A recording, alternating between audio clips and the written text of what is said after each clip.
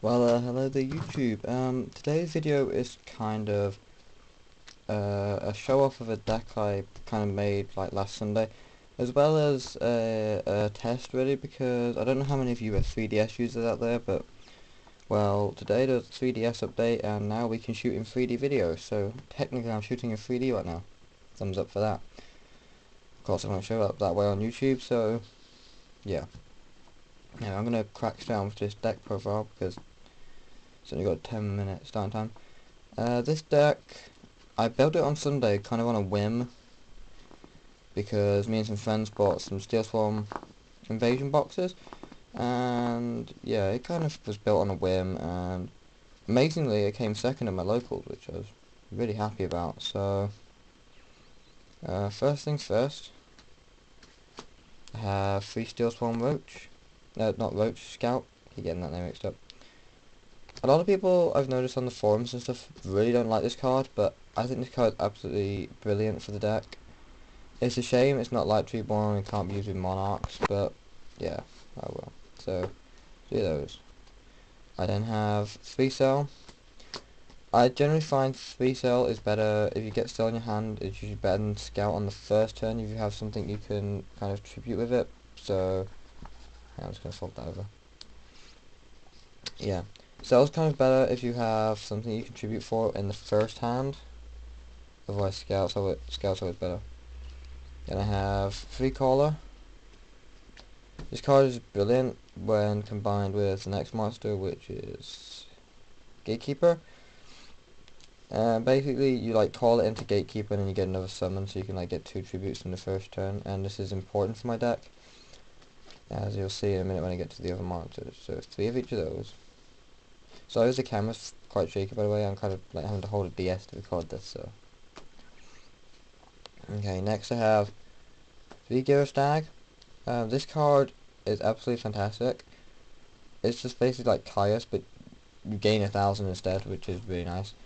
Although it doesn't remove, which is a shame. But I mean, I had 3 of these. Well, on Sunday I only ran 2, and I decided to run 3 when I got home because I just thought it was better. So 3 of those are in there. 2 Moth. A lot of people only run this at 1 or none, and I just think it's pretty good because it's basically like a double compulse for 1,000 life points. I mean, if you're running like the 3 Gear Stag, you're basically going to get 1,000 life points back later, so it's worth running Moth a couple of times. Only 1 Carcass Stag because I don't know, I didn't like it that much to play with. I played with only 1 in the tournament, and it was like my 41st card. I just put it in because I thought, oh, I might as well run it because it's like the cover card, but it didn't really do that much for me. I think I used it like twice in the whole tournament, and it really didn't do that much for me. So I didn't use that much. So I only left, well, I left 1 in there because it's just nice on an opportunity basis. I have 1 Gores, 1 Sangan, and 1 Dark Arm Dragon. I find with this deck you have a lot of grave controls, so Dark Arm Dragon is appropriate. Sangan, I don't really know why I'm running Sangan. I guess it's because it searches out Cell and Scout, which is quite nice. I was going to run Morphing Jar too, but I just couldn't find room for it and couldn't. I guess you couldn't find my spare Morphing Jar, so Morphing Jar's not in there at the minute either. But he could go in there quite easily. Probably like over the Gores or something. But yeah, that's all the monsters, so. Next I have 2 First Step Towards Infestation. I didn't run this in the tournament actually at all. But then I got home and I thought about it and thought, well, actually this card's pretty cool, so I kind of put it in there because like you can bounce. See, the great thing with Scout's effect is you can abuse it. Like if Scouts, like if you've got like a set card and a monster, like one of the tribute monsters, in your standby phase you can chain the card, and then Scout still gets its effect because Scout doesn't activate until the main phase, which makes some actual abuse, which is actually better than the Reborn Fog abuse. This card basically just lets you draw a card, which can sometimes be really helpful with the Steel Swarms because they don't have a lot of draw power. Then I have 1 Heavy Storm, 1 Monster Reborn. This is kind of staple stuff. Part of Avarice for Grave Control, and the fact you can recycle like all your like high levels to get beaten down. 1 for 1. This card looks great with Cell and Scout. Mainly Scout. You kind of discard anything to get Scout on the field, tribute it off, and then you've got it in the graveyard. Foolish Burial just to get Scout in the graveyard. So yeah, that's kind of the staples. apart from my MST, I think there's somewhere in there. I kind of wanted to run Dark Hole in this, but I couldn't find my spare Dark Hole either. I don't really know what I'd actually take out for it. The main problem this deck has is not monsters, it's spells and traps. With, like, if you can get rid of all the spells and traps, like your Dark Arms, your Gear Stag, your Moth, can get rid of all the monsters. Same with Kaku Stag, so, yeah. I have 2 Recurring Nightmare, because it lets you add back 2 with 0 defense, and basically every Steelswarm apart from Gatekeeper has 0 defense. There's also a problem, the deck has no defense, and like against Gem Knights and stuff you can go against Ruby and it pierces and does loads of damage. But this is why, like, I have some of the traps in here, which I'll explain in a minute. I have 2 MST, because MST is just, yeah, it's a staple.